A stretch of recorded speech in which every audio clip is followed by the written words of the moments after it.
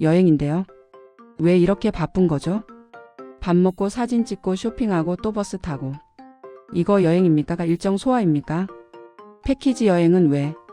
다녀오면 다시는 안 가는 여행이 됐을까요? 2000년대 초반 해외여행 가는 방법은 딱 하나였습니다. 깃발. 노란색 깃발 등 가이드 뒤를 졸졸 따라다니면서 명소 앞에서 V사인 날리고 정해진 식당에서 밥 먹고 버스 타고 다음 장소로 이동하는 거. 당시엔 이게 최고의 여행이었죠. 왜냐고요? 개인이 직접 알아서 간다는 건 거의 미션 임파서블 수준이었거든요. 항공권은 어디서 어떻게 끊는지, 호텔 예약은 또 어떻게 하는지, 공항에서 시내까지는 뭘 타고 가는지 하나도 모릅니다. 그래서 여행사가 다 해주는 패키지가 구세주였던 겁니다. 돈만 내면 끝. 아무 생각 없이 깃발만 따라가면 됐죠. 2002년만 해도 한국인 10명 중 4명이 패키지로 여행 다녀왔습니다. 해외여행자 거의 절반이 깃발 따라간 거예요. 그런데 2020년 그 깃발만 보면 본능적으로 도망가요. 10명 중 2명도 안 갑니다. 18%. 더 충격적인 건 앞으로 패키지 갈 거예요? 라고 물었을 때 11%만 간다고 답한 겁니다. 10명 중 1명. 도대체 뭐가 바뀐 걸까요? 사람들이 갑자기 영어 천재가 된 건 아닙니다. 부자가 돼서 개인 비서 고용한 것도 아니고요. 그냥 손바닥만 한 검은 직사각형 하나가 깃발을 대체해버린 겁니다. 구글 지도 켜면 파란 점 하나가 뜨잖아요. 그게 이제 깃발입니다. 근데 말이죠. 패키지 여행이 망한 진짜 이유가 스마트폰 때문만은 아니었습니다. 패키지 여행이 팔던 게 뭔지 아세요? 여행 자체가 아니었습니다. 불안을 없애주는 서비스였죠. 1990년대 해외여행은 모험이었습니다. 공항 체크인부터 영어 실전이고 택시 타면 바가지 쓸까봐 긴장합니다. 길 잃으면 지도책 펼쳐들고 손짓발짓 해야 했거든요. 호텔 예약은 더 큰 산이었습니다. 전화로 I want to reserve 하다가 상대방이 와? 하면 그냥 끊어버리는 거죠. 관광지는 어디가 볼만한지, 식당은 어디가 맛있는지, 이 동네는 안전한지. 이런 정보 구하는 것 자체가 일이었습니다. 그래서 여행사가 이렇게 말했죠. 다 맡기세요. 걱정 마시고 깃발만 따라오세요. 먹혔습니다. 완벽하게. 생각해보세요. 2000년대 초반 부모님이 처음 해외여행 가던 때 영어도 잘 모르고 해외 경험도 없고 그냥 막연히 불안한 거예요. 우리가 거기 가서 길 잃으면 어떡하지? 그때 여행사 직원이 저희가 공항부터 호텔까지 다 모셔다 드립니다 라고 하면 그게 바로 정답이었던 겁니다. 패키지 여행 가격에는 이런 게 다 포함돼 있었습니다. 항공권, 호텔, 식사뿐만 아니라 정보, 안전, 편의성, 그리고 무엇보다 마음의 평화. 여행사는 비행기표 팔던 게 아니라 낯선 곳에서 길 잃지 않을 권리를 팔았던 겁니다. 2007년 1월 9일 스티브 잡스가 무대에 올라서 검은색 직사각형 하나를 꺼냅니다. 오늘 3가지 혁신적인 제품을 소개합니다. 아이팟, 전화기, 인터넷 기기. 근데 이게 3개가 아닙니다. 하나입니다. 아이폰이었죠. 당시엔 아무도 몰랐습니다. 이게 여행 산업을 완전히 뒤집어 놓을 줄은. 한국에 아이폰 들어온 건 2009년 11월입니다. 처음엔 비싼 장난감 취급받았어요. 그런데 2011년쯤 되니까 분위기가 확 바뀝니다. 지하철에서, 카페에서, 길거리에서 사람들이 전부 스마트폰만 쳐다보기 시작한 거예요. 2012년 한국 스마트폰 보급률 67.6%. 세계 1위 달성입니다. 10명 중 7명이 스마트폰 쥔 거죠. 그리고 여행산업 판도가 뒤집힙니다. 여행사가 독점하던 3가지 무기가 있었습니다. 정보, 예약, 가격 비교. 이게 전부 무료 앱이 돼버린 겁니다. 첫 번째, 정보. 예전엔 파리 에펠탑 가는 법 알려면 가이드북 사거나 여행사 직원한테 물어봐야 했죠. 지금은요? 구글 지도에 에펠탑 치면 끝입니다. 실시간으로 길 안내까지 해줘요. 심지어 현지인 후기까지 다 나옵니다. 두 번째, 예약. 호텔이나 항공권은 여행사 통해야만 예약 가능했던 시절이 있었습니다. 지금은 스카이스캐너, 부킹닷컴 같은 앱 하나로 전 세계 항공권이랑 호텔을 5분 만에 비교하고 예약합니다. 세 번째, 가격 비교. 예전엔 여행사 몇 군데 직접 찾아다니면서 견적 받아야 했어요. 지금은 앱에서 클릭 몇 번이면 최저가 뜹니다. 여행사가 수십 년간 쌓아온 독점 정보랑 예약 시스템이 무료 앱으로 바뀐 거예요. 게다가 더 빠르고 더 정확하고 더 쌉니다. 2000년대 초반 여행사 직원이 하던 말 있죠. 저희가 항공사랑 특별 계약 맺어서 저렴하게 드립니다. 지금은 스카이스캐너 켜면 그것보다 더 싼 게 뜹니다. 가이드 없이도 루브르 박물관 찾아가고 현지 맛집도 검색하면 다 나오고 지하철 노선도도 실시간으로 보는 세상이 온 겁니다. 여행사의 필살기였던 정보 예약, 가격 비교가 스마트폰 기본 기능이 돼버린 거죠. 기술이 여행사를 죽인 건 아닙니다.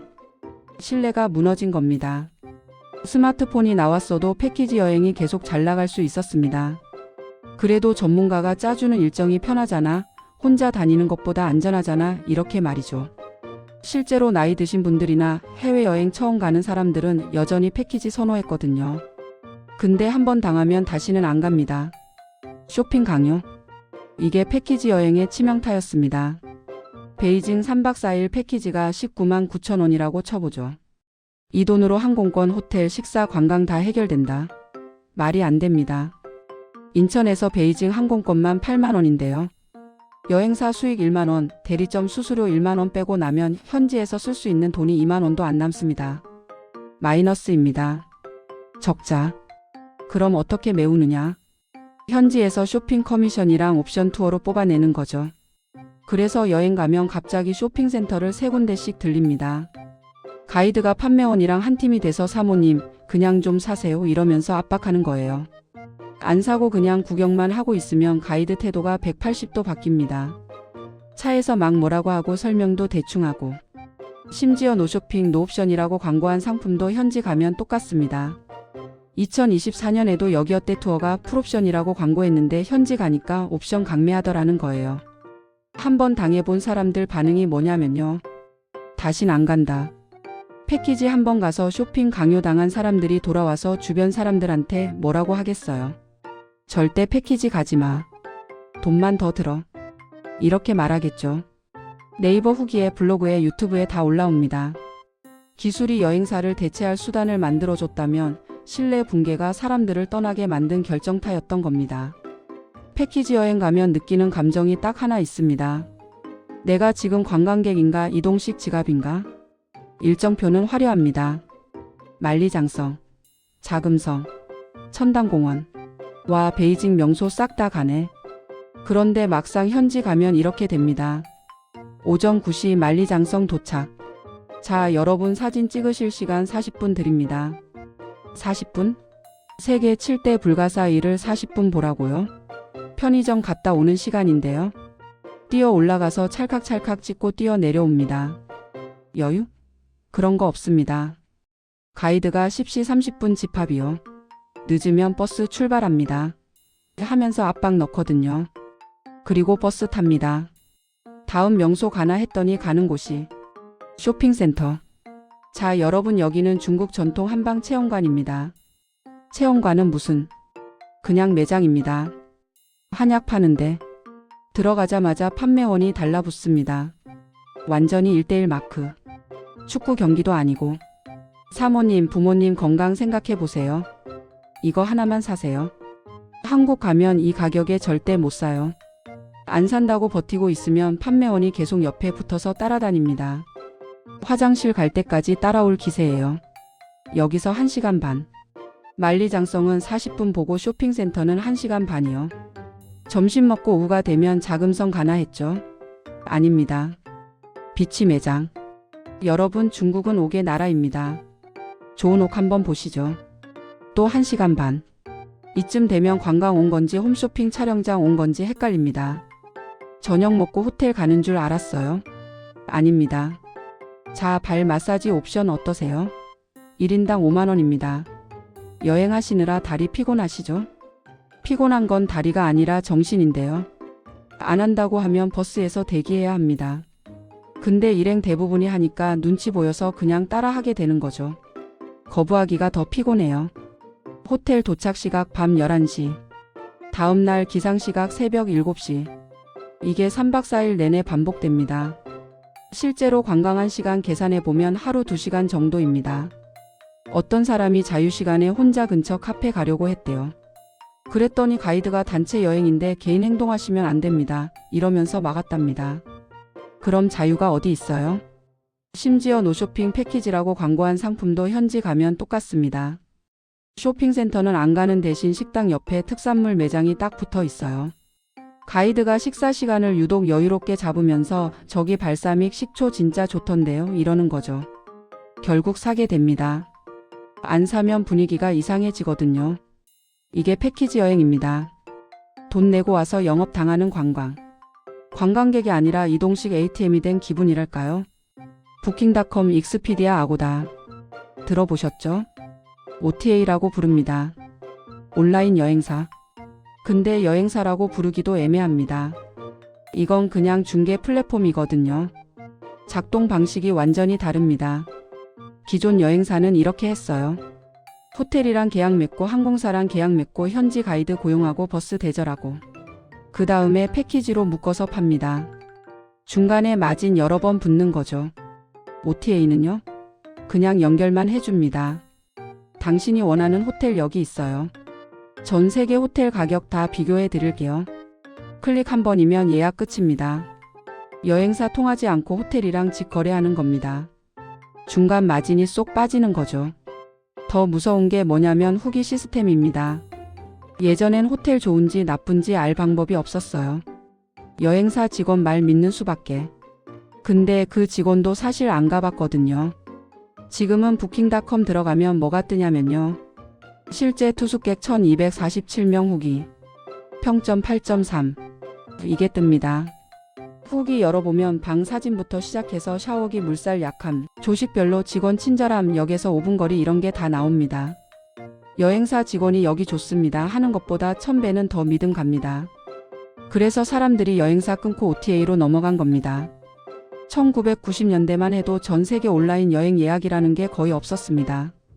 2000년대 들어서면서 익스피디아가 호텔스닷컴 인수하고 부킹닷컴이 유럽 장악하고 아고다가 아시아 먹고 이렇게 커진 거죠.